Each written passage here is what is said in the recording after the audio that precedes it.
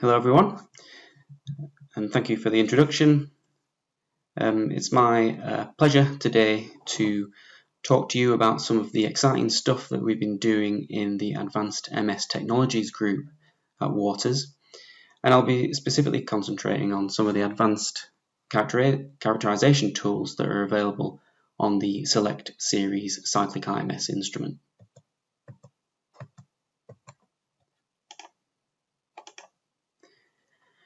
So if you're not familiar with this, here is a schematic of the instrument. It is a Q-TOF geometry instrument similar to the Waters Synapt in that it has eye mobility right at the heart of it. In this case, it has cyclic eye mobility, which is a technology that has high or scalable resolving power in the mobility dimension, and the geometry of the setup allows you to do some novel multi-step eye mobility experiments that we call IMS to the N. The other cool thing about this instrument is that we have a high-resolution time-of-flight mass analyzer where we can obtain greater than 60,000 resolution in V mode, which is a single reflection, or 100,000 resolution in W mode, which is the triple reflection mode, as pictured here. And we have an extended dynamic range detection system for accurate quantification.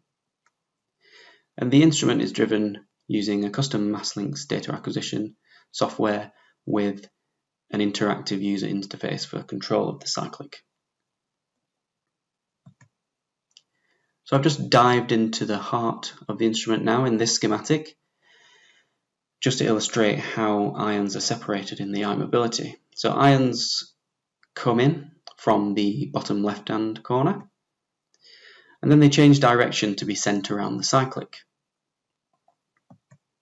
So they've gone around the cyclic now. When they come back around, they've been separated, and so then we eject them out of the device. In a multi-pass mode, this is where we can access higher mobility resolutions. We can send the ions in, we send them around to separate them, and then we just keep them in there, allowing them to pass this central array either once or a number of times, depending on how many passes you want to achieve. So the ions can pass the array, and when you're ready to finish separating them, you can eject them out of the device. And that's how we achieve the higher resolving powers in the eye mobility. Just to illustrate here, you can see this graph of the number of passes of the cyclic device along the x-axis against the resolving power of the device on the y-axis. And the resolving power increases as the square root of the number of passes. And this is demonstrated here for a pair of reverse peptides that are singly charged. So on a cyclic IMS research instrument, we've obtained resolving powers of 750 with 100 passes around the device, so that's almost 100 meters of separation. On the commercial instrument, we can routinely achieve resolutions of around or above 550, which is 50 passes of the device. And just to compare, the linear devices from Waters, including the Synapt and the Bion, have resolving powers of around about 40, and the very first generation Synapt instrument had a resolving power of 10, so really pushing the limits of travelling wave eye mobility with this system.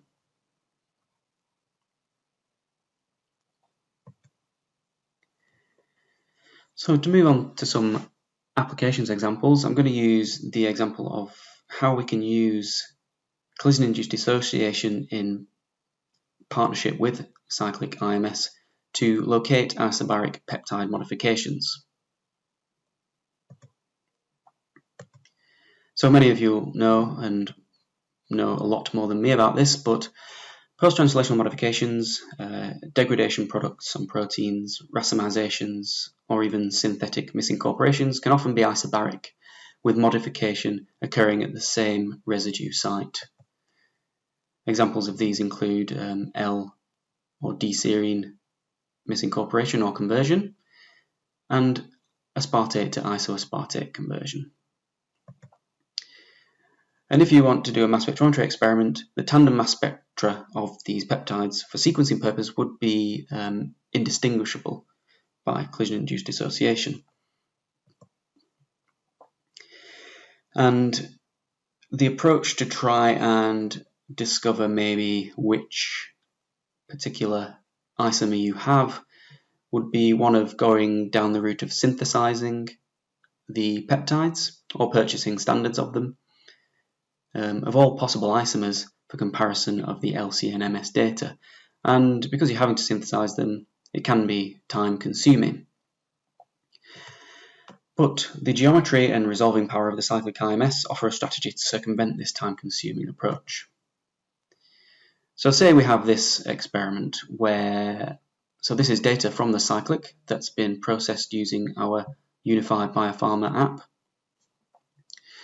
And we get two identifications for this peptide 2T12, so T12 from the heavy chain. You can see that peptide located in the coverage map here. So how do we figure out what's what in this case? So these two peptides have exactly the same mass, they have very similar fragmentation spectra, which they can't be distinguished by, but they have different retention times. So what approach would we employ on the cyclic IMS to distinguish between these two peptides? So we can, what we can do is select the peptides in the quadrupole. What we will do is actually generate product ions of each of the peptides in the trap collision cells. So this is before eye mobility. And then we can separate those BMY ions by cyclic eye mobility and generate this arrival time distributions of each ion. And then detect them in the TOF. So if we do that, and we compare the two peptides, as I said, we would get identical tandem MS spectra. But if we look at a particular fragment, we might be able to see differences between the ion mobility information, which you can see on the right hand side. Okay, and so you can essentially move across the sequence looking for any differences that you might have. And where you see differences in the arrival time distributions, you should be able to tell whether you have the isomeric amino acid in your peptide. Okay, so going back to those trastuzumab T12 peptide isomers. So this is the sequence, and we have the aspartic acid at position 4.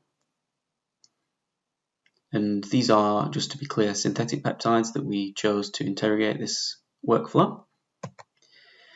So we analysed the peptide in both ASP and isoasp forms. We did this online with UPLC. And we did multipass cyclic eye mobility of the product ion spectra. So we separated the ions prior to eye mobility. And in some cases, this is what you can see. So we have our B5 ion here. And you can see in the native D peptide, we get this particular arrival time distribution. But in the iso-D peptide, we get a very drastically different arrival time distribution.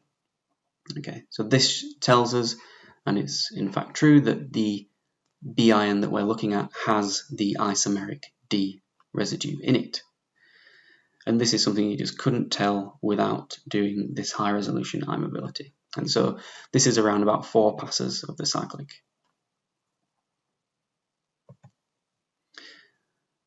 So what we can do is then just look along the B ion series, and we should see that all of those B ions beyond the isomeric D residue should look different from each other, and that is indeed the case. So see B7, B8, they look different between the D and iso-D peptides.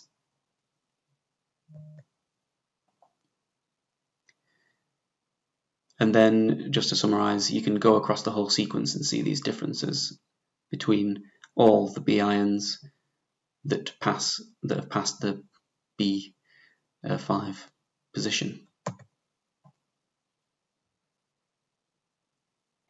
Okay, so now let's look at the Y ions. If you're starting from the C terminus, actually the majority of the Y ions won't contain that isomeric D, so the hypothesis is that these will look the same, and that's indeed the case. So we can compare Y3, for example, these look identical, Y4 look identical, and then again, just looking across the entire Y ion series, we can see that the majority of these are in fact identical. So they don't contain this residue. Until, that is, you get to the larger Y ions that do contain the isomeric D, position 4. Even though these are quite low intensity, you can see that they're not the same, so they indicate a difference between them. So for the Y24 and the Y25 ions that we see.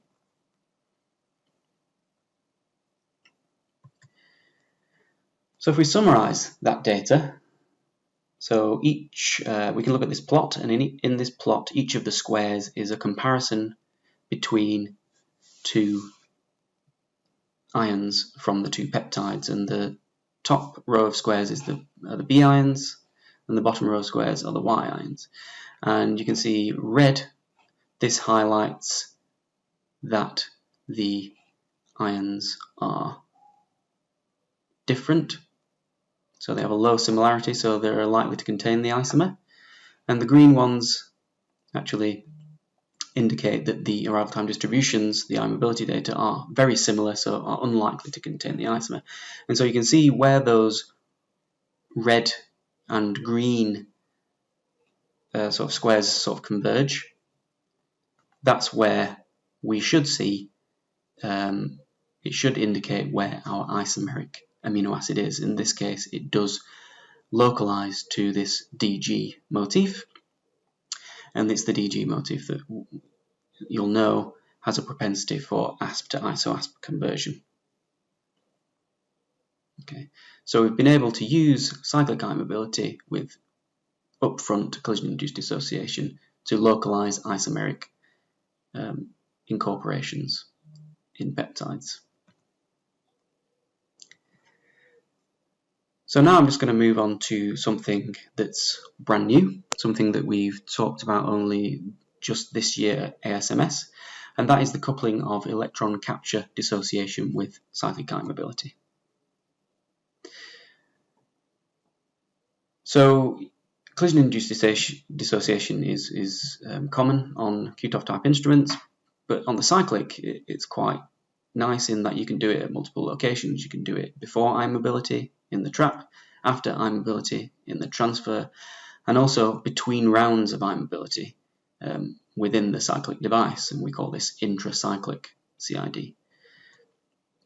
But now what you have the opportunity of doing is putting electron capture dissociation either before or after immobility.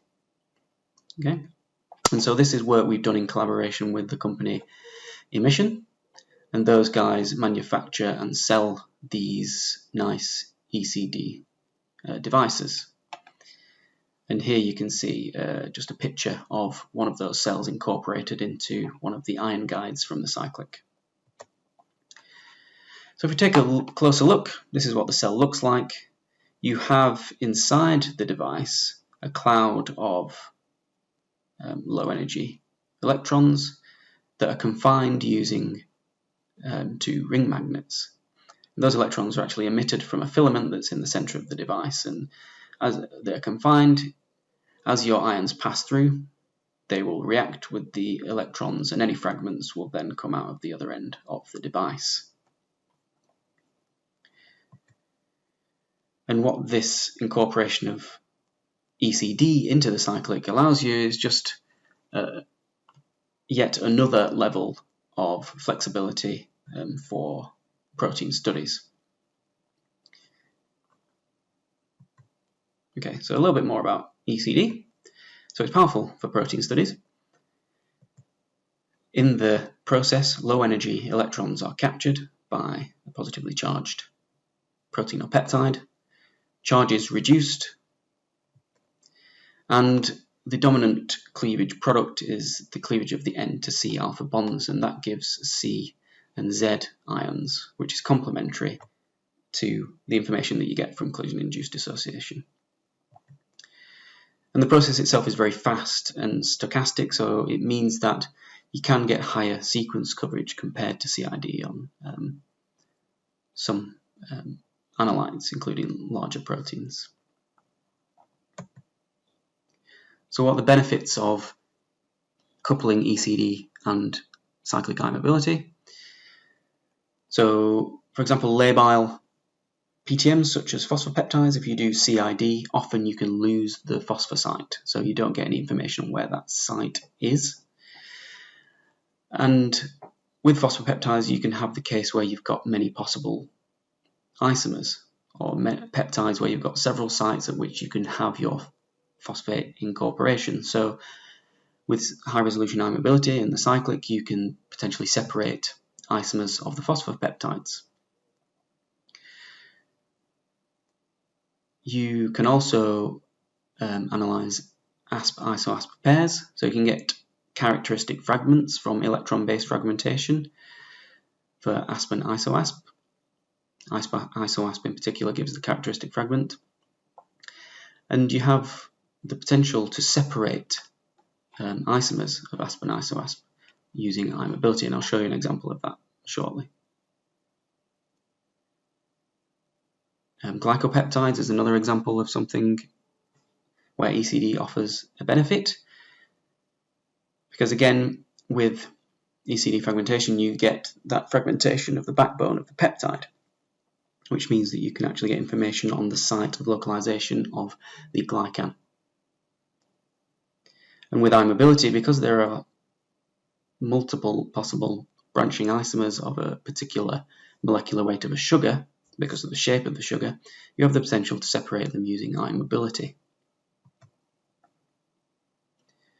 Okay, so ECD offers an advantage for intact protein analysis as well. So it can fragment, as I said, across the whole backbone, retaining any PTMs.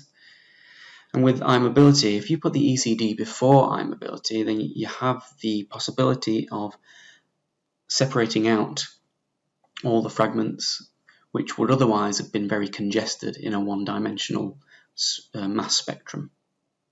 And I'll talk about that a little bit later as well.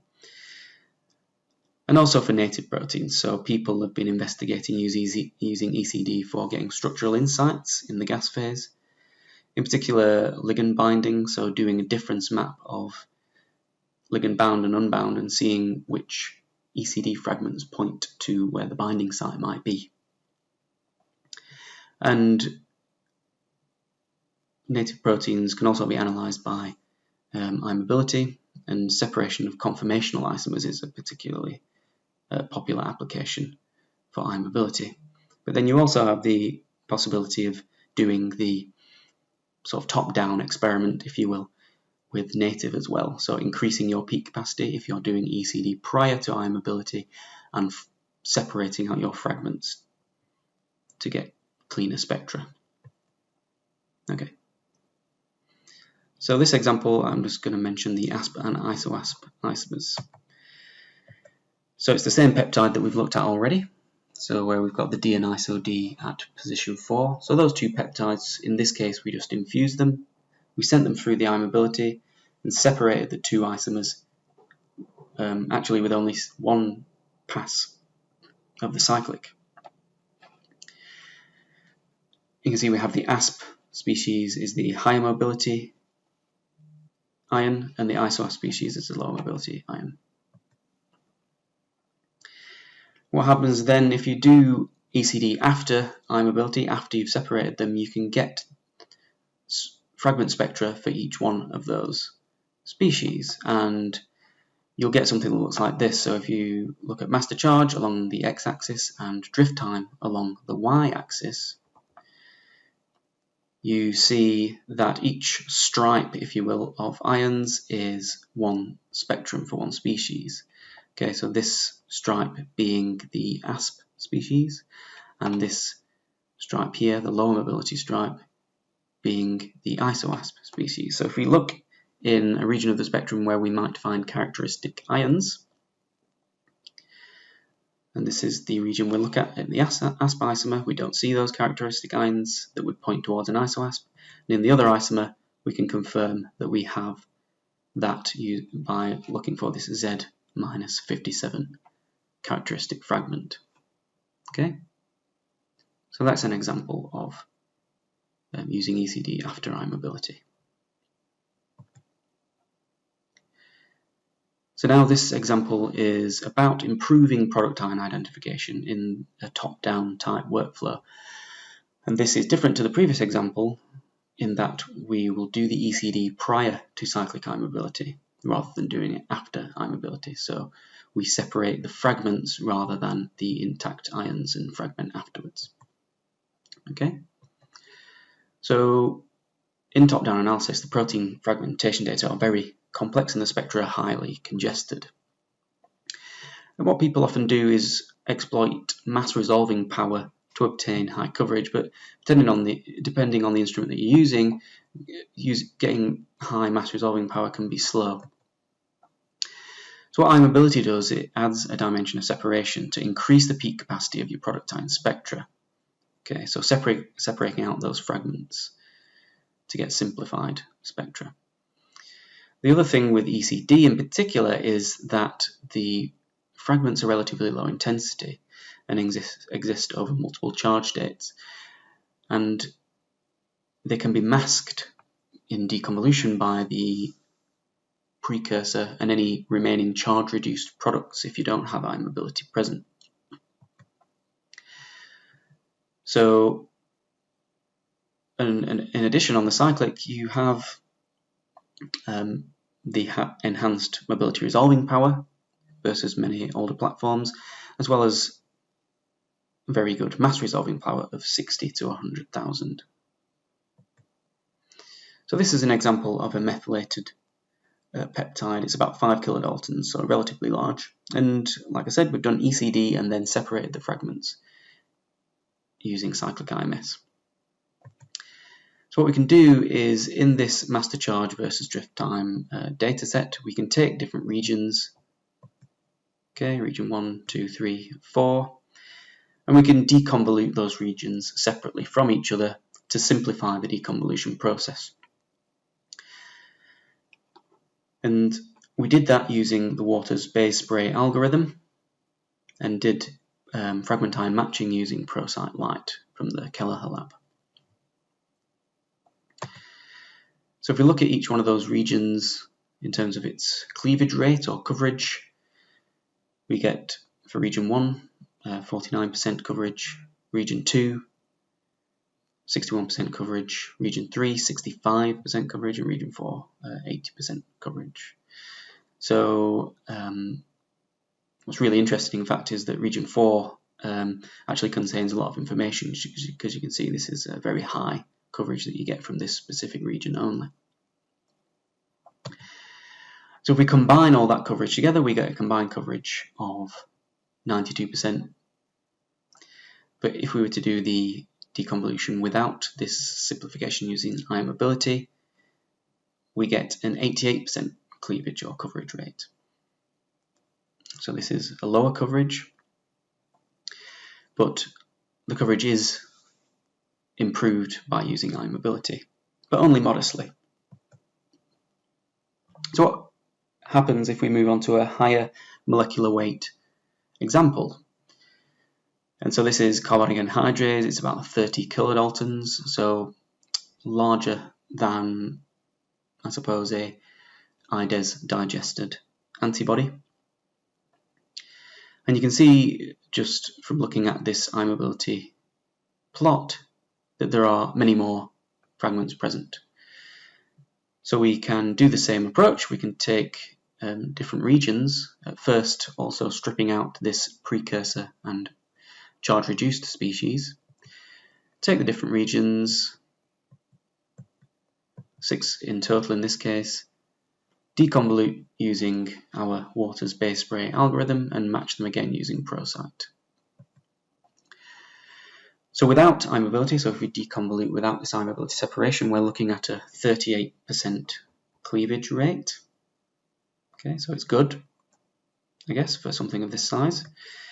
And if we combine the mobility regions, all 6 of them that we just showed, we actually get a much higher cleavage rate, so 67%, which is a really good improvement. So I guess this example, relative to the previous example, it just really shows that mobility has the greatest benefit in increasing coverage with increasing molecular weight of the protein that you're looking at. Okay. So that was ECD. Next, I'm going to talk about some glycan stuff, so that's ECD done just for now. So when talking about sugars, oligosaccharides in general, we've got some really nice papers that have come out with collaborators and customers on using I-mobility, particularly high-resolution cyclic I-mobility, to sequence sugars, oligosaccharides. And we also have specifically glycans that have been released from proteins. And this is the example that I'm going to mention to you now. And so this is work that's done by the University of Utrecht, the group of Professor Geert-Jan Boons, and in this work he used cyclic I-mobility to provide a definitive location of fucose residues during MSMS experiments. So fucose epitopes themselves, so the location of fucose, are very important for many processes. And during collision-induced dissociation, these fucose residues can actually migrate along the backbone of the sugar. Okay, so, and what that means is that you'll get an incorrect assignment in your tandem mass spectrum. So what the authors did is they used I-mobility information to correct these assignments. And more generally, it's this extra dimension that I-mobility gives you that allows you to separate out these things that are the same mass and give you this extra information. And as I've said already, you can do this on both the precursor and the product ion level. So here's the example. It's been published already. And what they did to demonstrate their approach was they took 2 compounds. Those are these released glycans that are 2AB labeled. One has a core fucose, and that's compound 1, and the other one has fucosylation on the antenna. These 2 glycans don't have the same mass, but the I-mobility is in this case used to separate those precursors. It's actually used to separate the fragments. Okay, so what they see is that in the core fucose they get a nice tandem MS spectrum in compound 1, but in compound 2 they see multiple fragment ions that can only be the result of migrated fucose. Okay, so they're incorrect. So what they did is look at the I-mobility information to see what information this gives us. Okay, so they used multi-pass cyclic I-mobility to look at the product ions, so by doing pre-I-mobility collision-induced dissociation. And what they found was product ions that had more complex ion mobility spectra were those that were likely to contain these migrated fucose. So if we look at this particular fragment ion here, and this is the ion mobility data, the green plot is from compound 1, and this is the core fucose species, and they don't see any migration in this case, and they don't see migration, and they see only one major species in ion mobility, whereas the same mass fragment from compound 2 actually sees multiple features. And so the way they rationalized this was that because when something is migrating, when the fucose is migrating along the backbone of the glycan, it can end up at multiple points. It can actually stop migrating at multiple points. So that means that there are multiple possible, I suppose, reaction products to that collision-induced dissociation reaction. And so it means that you're more likely to see an array of peaks in your eye mobility. And so looking at this other fragment, again, that's still the case in that without migration in compound 1, we see this green trace. You see it's very simple. Only one major species in this trace. Whereas for compound 2, for this fragment, we see many, many more features in the eye mobility. So this is a way of looking at the data, seeing if you have these complex arrival time distributions, and in any fragment ions where you see these arrival time distributions, you can actually discount those fragment ions from your elucidation so that you don't incorrectly assign. Okay, so that's the glycan example. So the next section is about higher order structure analysis. So I'm going to start with a native MS example. So this is where we've compared IgG1 to IgG2. So here are some native spectra of, on the top, IgG1, in this case nistamab, and on the bottom, IgG2, in this case denosumab. And so we analysed those in the native conditions and subjected them to only a single pass around the eye mobility device. Okay, so what we wanted to do is compare the eye mobility information of these two very accurately to see what differences these two types of IgG have between them in terms of their three-dimensional structure. So to be absolutely sure of any differences that we saw, what we did is we mixed the IgG1 and IgG2 1-to-1, and we actually sprayed them from the same nanospray needle. So we could be absolutely sure that these two proteins were experiencing the same environment as they were transferred into the gas phase and transferred through the mass spectrometer. Okay, and we get some very nice high quality spectra of those. If we look in the eye mobility dimension, okay, we can see all the different arrival time features, and we can see some differences actually between the IgG1 and IgG2.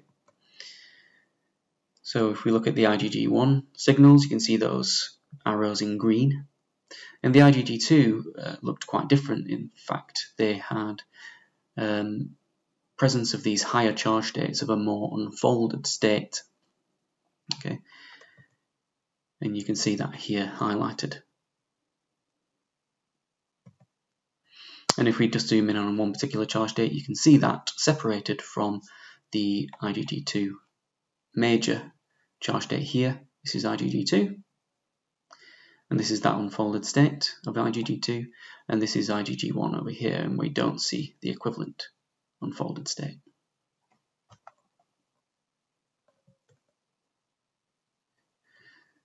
And then if we just look at a particular charge state and just look at the mobility information, we can see with IgG1, this is the brown trace here, we can overlay that with the IgG2 trace, which is in black, and we can again see this additional isoform from the IgG2. And it's worth speculating that this sort of work has been done before on other water systems, and they see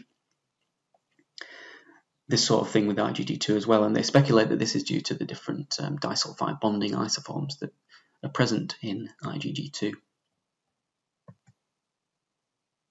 Okay, so just to conclude, I suppose, just a quick look into some work that we've been doing, just investigating the applicability of cyclic IMS to hydrogen deuterium exchange mass spectrometry. This slide just depicts our HGX workflow, but that we've incorporated the cyclic IMS instrument into it. So we use our well-known HDX system with the liquid handling robot and the LC pumps and the low temperature HDX manager and the software is associated with that. But when we do our experiments, all the mass spectrometry is done with the Cyclic IMS, taking advantage of the higher eye mobility resolution and TOF resolution. We then send that data through into our Dynamex software for automated data processing and calculation of the deuterium uptake during the experiments, and then this can be exported to visualize any changes in uptake to other softwares.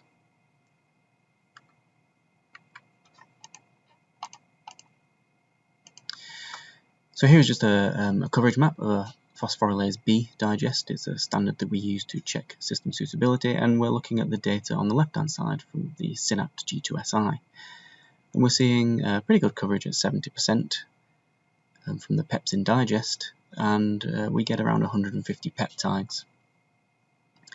If we then compare that to what we've got recently on the Select Series Cyclic IMS, we're getting around about 350 peptides, so that's a great deal over double the number of peptides and a 99% sequence coverage. So you can guess what this means for the detail of structural information that you can potentially get from the Select Series Cyclic IMS for your higher order structure analysis using HDX.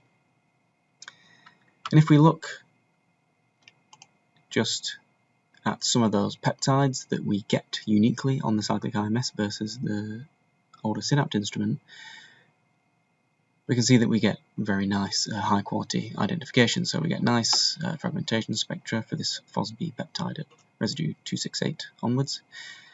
We can see the 0 time point spectrum, and then the spectrum of it with deuterium uptake at a 2-minute time point, and you can see just looking at this the resolving power of that and how clean the spectrum looks from the eye mobility cleanup.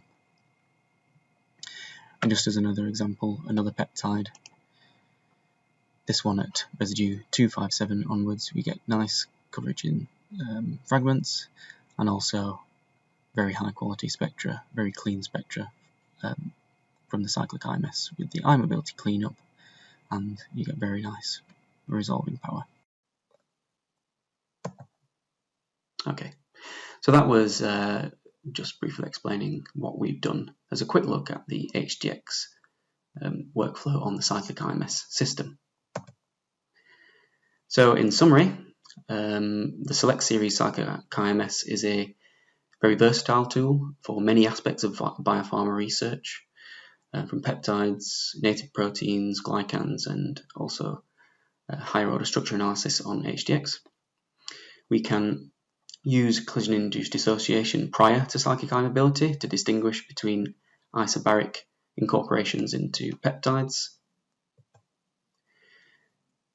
I've shown you the new capability we have for incorporating electron capture dissociation into the system, and this offers promise for top-down protein studies and also separation of peptide isomers and looking for characteristic ECD fragments.